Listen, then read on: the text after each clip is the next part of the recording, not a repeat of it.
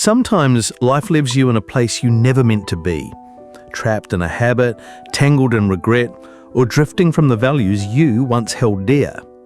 You want to get back, but you don't even know where back is anymore. Like a sheep lost in unfamiliar hills, you can't navigate your own way home. The parable reminds us that God doesn't stand on the mountaintop waiting for us to stumble back. He comes looking for us. He searches until he finds us, even when we've given up hope. And when he does, he doesn't drag us home with harsh words. He lifts us gently, carries us, and treats our wounds. The truth is, you are not expected to rescue yourself. God knows your helplessness and has already begun the rescue mission. Your role is simply to stop running, let yourself be found, and rest in his arms. Find the God who weathers the storms and darkness to bring us home as you listen to today's reading. As the publicans and sinners gathered about Christ, the rabbis expressed their displeasure. "This man receiveth sinners," they said, "and eateth with them." By this accusation, they insinuated that Christ liked to associate with the sinful and vile, and was insensible to their wickedness. The rabbis had been disappointed in Jesus. Why was it that one who claimed so lofty a character did not mingle with them and follow their methods of teaching? Why did he go about so unpretendingly, working among all classes? If he were a true prophet, they said, he would harmonize with them and would treat the publicans and sinners with the indifference they deserved. It angered these guardians of society that he, with whom they were continually in controversy, yet whose purity of life awed and condemned them, should meet in such apparent sympathy with social outcasts. They did not approve of his methods.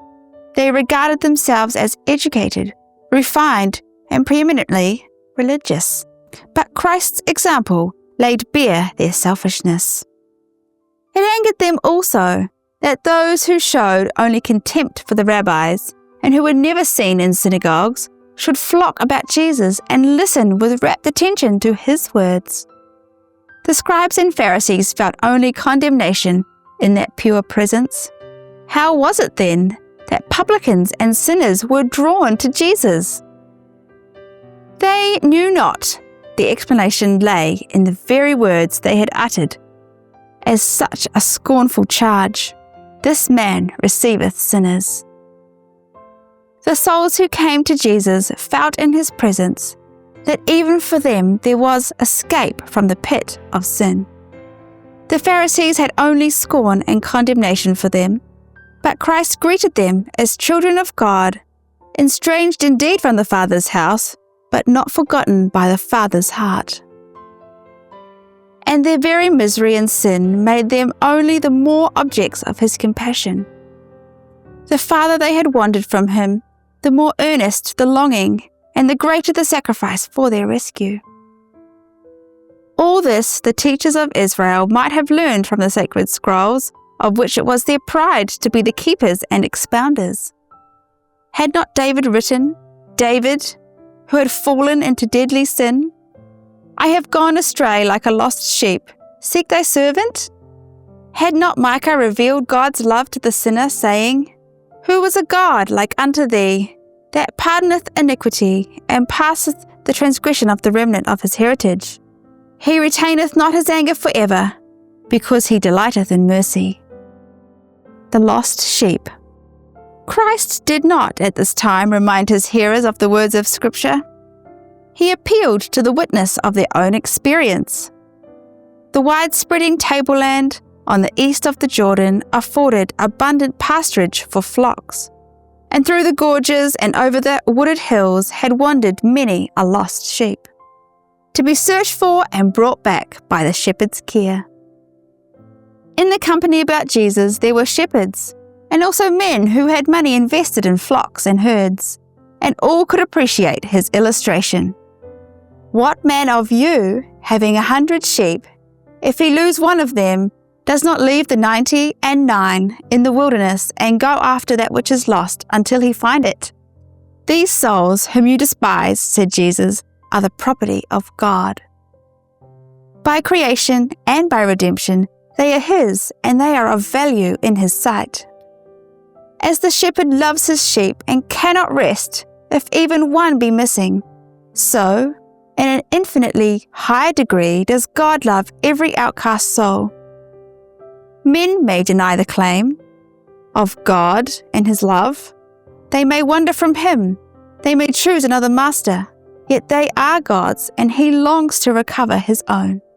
He says, "As a shepherd seeketh out his flock in the day that he is among the sheep that are scattered, so will I seek out my sheep, and will deliver them out of all the places where they have been scattered, in the cloudy and dark day." In the parable, the shepherd goes out to search for one sheep, the very least that can be numbered. So if there had been but one lost soul, Christ would have died for that one. The sheep that has strayed from the fold is the most helpless of all creatures. It must be sought for by the shepherd, for it cannot find its way back. So with the soul that has wandered away from God, he is as helpless as the lost sheep, and unless divine love had come to his rescue, he could never find his way to God. The shepherd who discovers that one of his sheep is missing does not look carelessly upon the flock that is safely housed and say, "I have 99. It will cost me too much trouble to go in search of the straying one. Let him come back and I will open the door for the sheepfold and let him in." No sooner does the sheep go astray than the shepherd is filled with grief and anxiety. He counts and recounts the flock. When he is sure that one sheep is lost, he slumbers not. He leaves the 99 within the fold and goes in search of the straying sheep. The darker and more tempestuous the night, the more perilous the way, the greater is the shepherd's anxiety, and the more earnest his search. He makes every effort to find that one lost sheep. With what relief he hears in the distance its first faint cry. Following the sound, he climbs the steepest heights, and he goes to the very edge of the precipice, at the risk of his own life. Thus he searches while the cry, growing fainter, tells him that his sheep is ready to die. At last his effort is rewarded. The lost is found. Then he does not scold it because it caused him so much trouble. He does not drive it with a whip. He does not even lead it home. In his joy, he takes the trembling creature upon his shoulders. If it is bruised and wounded, he gathers it in his arms, pressing it close to his bosom, that the warmth of his own heart may give it life. With gratitude that his search has not been in vain, he bears it back to the fold. Thank God, he has presented to our imagination no picture of a sorrowful shepherd returning without the sheep. The parable does not speak of failure, but of success and joy in the recovery. Here is the divine guarantee that not even one of the straying sheep of God's fold is overlooked. Not one is left unsuccored. Every one that will submit to be ransomed, Christ will rescue from the pit of corruption and from the briars of sin. Desponding soul, take courage, even though you have done wickedly. Do not think that perhaps God will pardon your transgressions and permit you to come into His presence. God has made the first advance. While you were in rebellion against Him, He went forth to seek you. With the tender heart of a shepherd, He left the 99 and went out into the wilderness to find that which was lost. The soul, bruised and wounded and ready to perish, He encircles in His arms of love and joyfully bears it to the fold of safety. It was taught by the Jews that before God's love is extended to the sinner, he must first repent. In their view, repentance is a work by which man earns the favour of heaven. And it was this thought that led the Pharisees to exclaim in astonishment and anger, "This man receiveth sinners." According to their ideas, he should permit none to approach him but those who had repented. But in the parable of the lost sheep, Christ teaches that salvation does not come through our seeking after God, but through God's seeking after us. There is none that understandeth, there is none that seeketh after God. They are all gone out of the way. We do not repent in order that God may love us, but He reveals to us His love in order that we may repent. When the straying sheep is at last brought home, the shepherd's gratitude finds expression in melodious songs of rejoicing. He calls upon his friends and neighbors, saying, "Rejoice with me, for I have found my sheep that was lost." So when a wanderer is found by the great shepherd of the sheep, heaven and earth unite in thanksgiving and rejoicing. Joy shall be in heaven over one sinner that repenteth, over more than the 99 just persons, which need no repentance. You Pharisees, said Christ, regard yourselves as the favourites of heaven. You think yourselves secure in your own righteousness. Know then, that if you need no repentance, my mission is not to you. These poor souls who feel their poverty and sinfulness are the very ones I have come to rescue. Angels of heaven are interested in the lost ones whom you despise.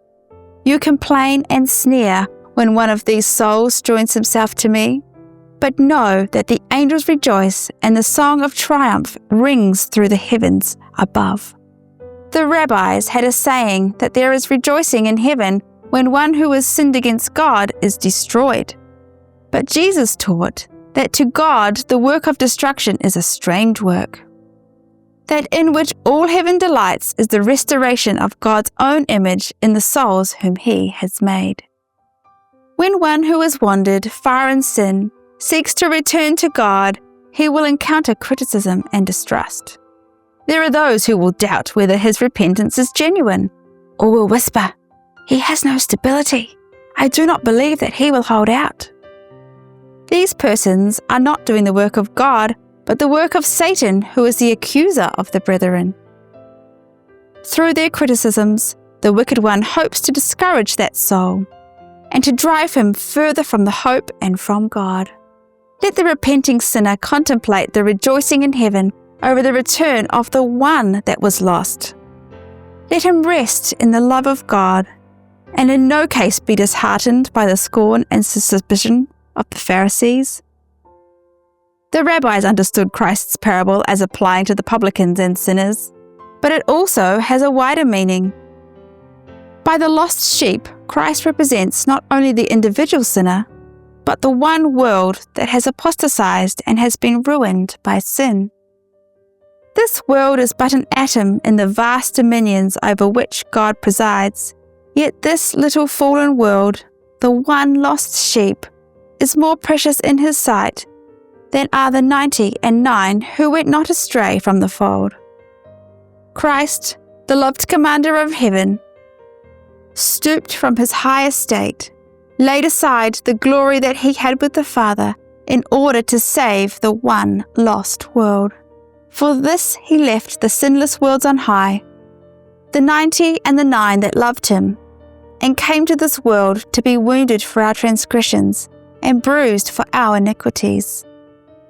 God gave Himself in His Son that He might have the joy of receiving back the sheep that was lost. Behold, what manner of love the Father has bestowed upon us, that we should be called the sons of God.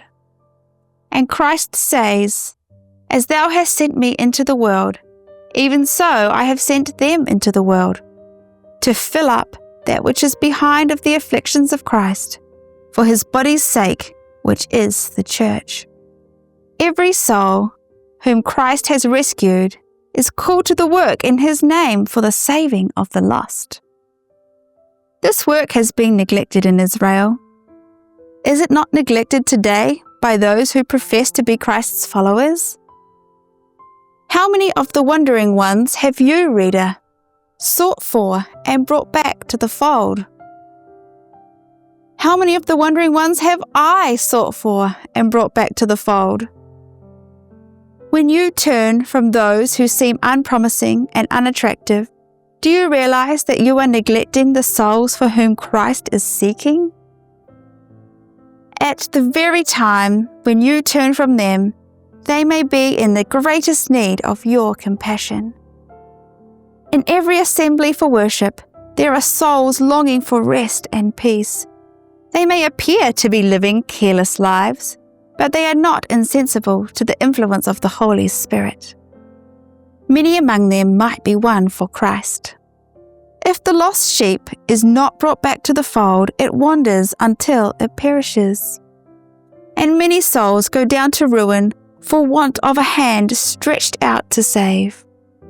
These erring ones may appear hard and reckless, but if they had received the same advantages that others have had, they might have revealed far more nobility of soul and greater talent for usefulness.